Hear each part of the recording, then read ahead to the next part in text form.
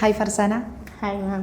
Introduce yourself. Myself Farzana Hashim. I am from Kottayam, Kerala. I am about to graduate in BA Psychology from IGNOU, and I also certified in Diploma in Hospital Administration and also in certified course in word processing and data entry from Rutronics. I am able to work from my skills, my ability, and I will provide 100% to the work. Okay, Farzana, this is an interview. So first of all, interview means what? It's a face-to-face contact between the employer and employee.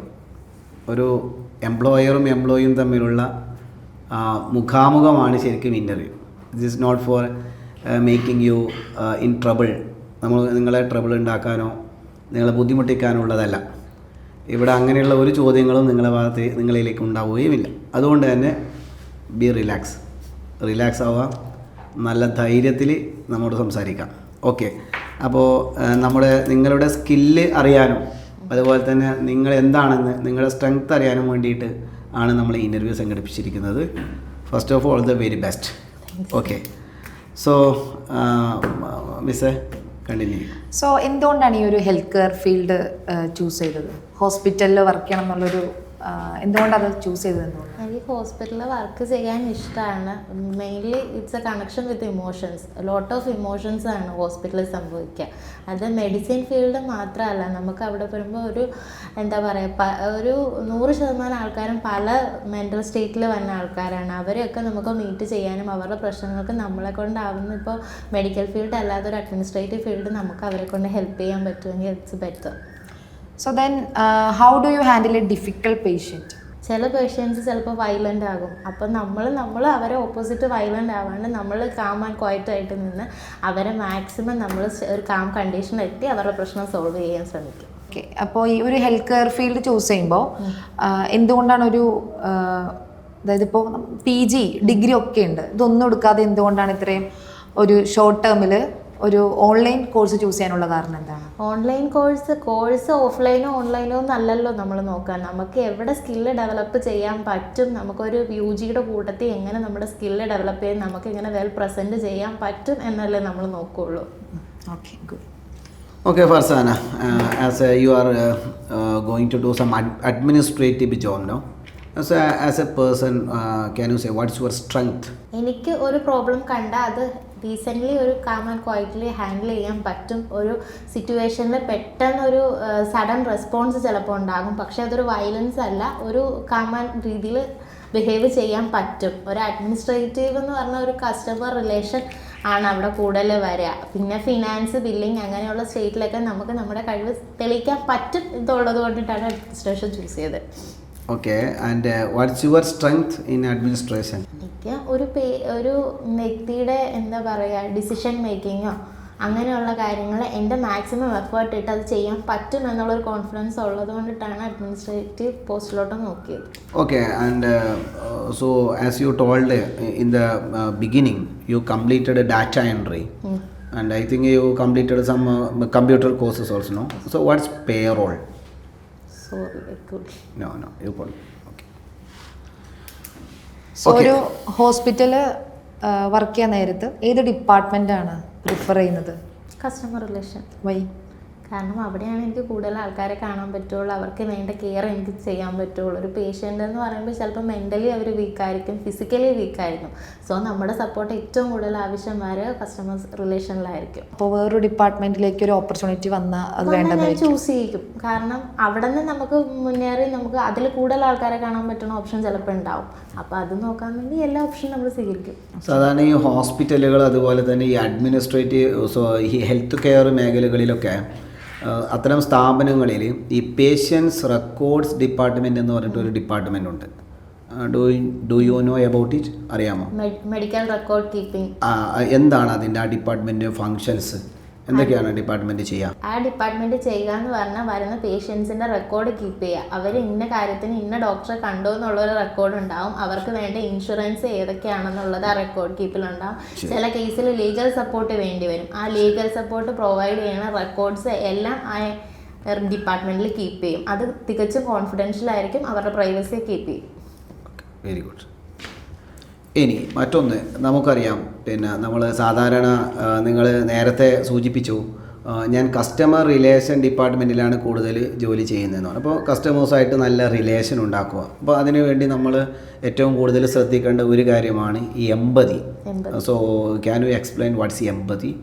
Emotional attachment എന്ന് പറഞ്ഞാൽ അതുണ്ടാകും, പക്ഷേ അത് ഒരു സ്റ്റേറ്റിന് അപ്പുറത്തേക്ക് അത് പോകാതെ നമ്മൾ അവരുടെ ഫീലിങ്സിനെ റെസ്പെക്റ്റ് ചെയ്തുകൊണ്ടിട്ട് പോകുന്ന ഒരു ഇതാണ്, ഒരു സിറ്റുവേഷനാണ് എമ്പതി എന്ന് പറയുക. സപ്പോസ് ഇപ്പോൾ സാധാരണ നമുക്ക് ഈ ഹെൽത്ത് കെയർ മേഖലയൊക്കെ ജോലി ചെയ്യുമ്പോൾ പ്രത്യേകിച്ചിട്ട് കസ്റ്റമേഴ്സുമായിട്ടാണ് ഡീൽ ചെയ്യുന്നത്. ഇപ്പോൾ ഒരു ഹോസ്പിറ്റലിലെ കസ്റ്റമേഴ്സ് എന്ന് പറയുന്നത് അറിയാം, അവർ പേഷ്യൻസ് ആയിരിക്കാം, ബൈസ്റ്റാൻഡേഴ്സ് ആയിരിക്കാം.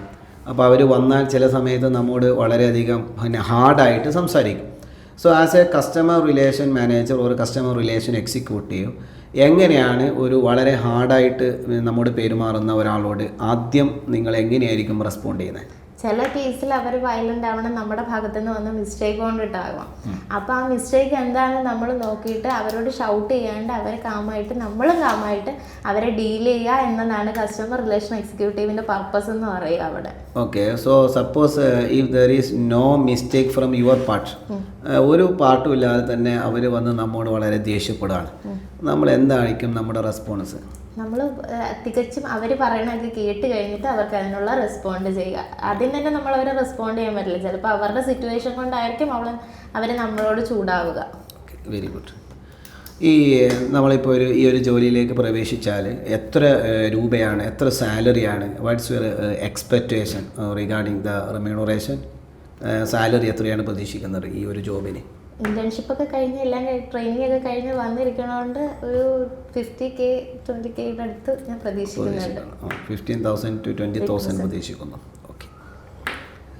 ഓക്കെ, എന്തായാലും പിന്നെ ഈ ഒരു ഇൻ്റർവ്യൂ അറ്റൻഡ് ചെയ്തതിൽ വലിയ സന്തോഷമുണ്ട്. ഓക്കെ, അപ്പോൾ നമുക്ക് ഇവിടെ ഈ പിന്നെ ഈ ഇൻ്റർവ്യൂ അറ്റൻഡ് ചെയ്തപ്പോൾ നമ്മുടെ സ്ട്രെങ്ത് എന്താണെന്ന് ഞാൻ ചോദിച്ചിരുന്നു. അപ്പോൾ നമുക്ക് ആദ്യം ശ്രദ്ധിക്കേണ്ടത് ഈ സ്ട്രെങ്ത്ത് എന്ന് പറയുന്നത് പിന്നെ നമുക്ക് പല രീതിയിലുള്ള അത് കസ്റ്റമർ റിലേഷൻ മാനേജ്മെൻറ്റിലേക്ക് പോകുമ്പോൾ നിങ്ങൾക്ക് നിങ്ങളുടെ ഓരോ സ്ട്രെങ്ത്തും എണ്ണി പറയാം. ഉദാഹരണത്തിന് I can manage a team, ഒരു ടീമിനെ മാനേജ് ചെയ്യാം. I can lead them, I can communicate well, I can manage events, I can decide അല്ലെങ്കിൽ I can take decisions, prompt decision. ഇങ്ങനെ ഓരോ കാര്യങ്ങളും നമുക്ക് എന്ത് ചെയ്ത് പറയാം, ഹൈലൈറ്റ് ചെയ്ത് പറയാം. അപ്പോൾ ഞാൻ ആ ഒരു പ്രശ്നത്തെ മാനേജ് ചെയ്യുമെന്ന് പറയുമ്പം അതിൽ മാത്രം നമ്മുടെ സ്കില്ലുകൾ എന്താവുന്നുണ്ട്, ഒതുങ്ങുന്നുണ്ട്. അപ്പോൾ നമ്മുടെ മൈന്യൂട്ടായിട്ടുള്ള സ്കില്ലുകൾ പോലും നമുക്ക് ഹൈലൈറ്റ് ചെയ്ത് പറയാം. അത് നമ്മൾ പ്രത്യേകം ഇൻ്റർവ്യൂവിൽ ശ്രദ്ധിക്കേണ്ടതാണ്.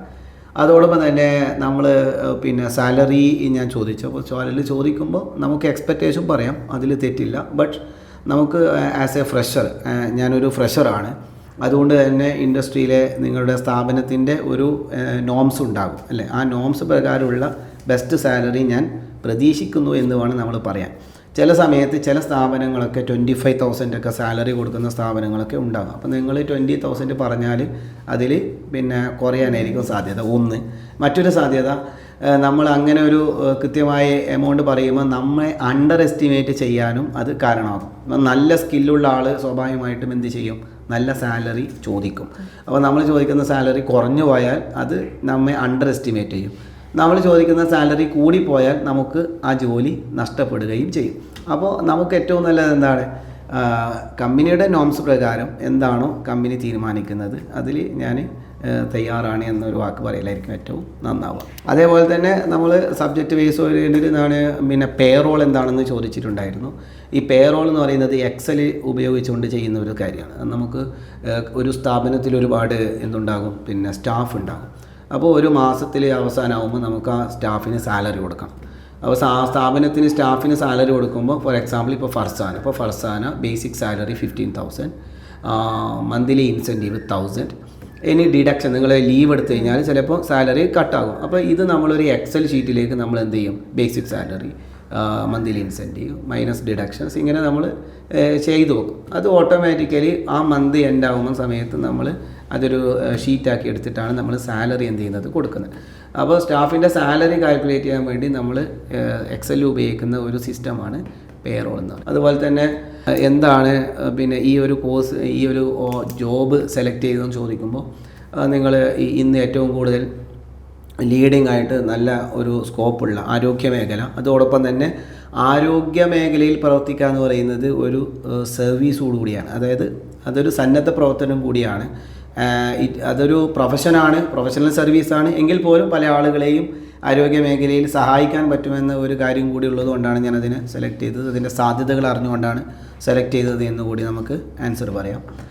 നമുക്ക് അതിൽ പിന്നെ ചോദിച്ചത് ഏത് ഡിപ്പാർട്ട്മെൻറ്റാണ് നിങ്ങൾ പ്രിഫർ ചെയ്യുന്നത് എന്ന് പറയുമ്പോൾ നമ്മളൊരു ഫിക്സഡ് ഡിപ്പാർട്ട്മെൻറ്റ് മാത്രം പറയരുത്. എക്സാമ്പിൾ, ഇപ്പോൾ ചില ഹോസ്പിറ്റലുകളൊക്കെ വലിയ ഹോസ്പിറ്റലുകൾ മാത്രമേ കസ്റ്റമർ റിലേഷൻ മാനേജ്മെൻറ്റ് എന്ന് പറയുന്ന ഡിപ്പാർട്ട്മെൻറ്റ് ഉണ്ടാവുകയുള്ളൂ.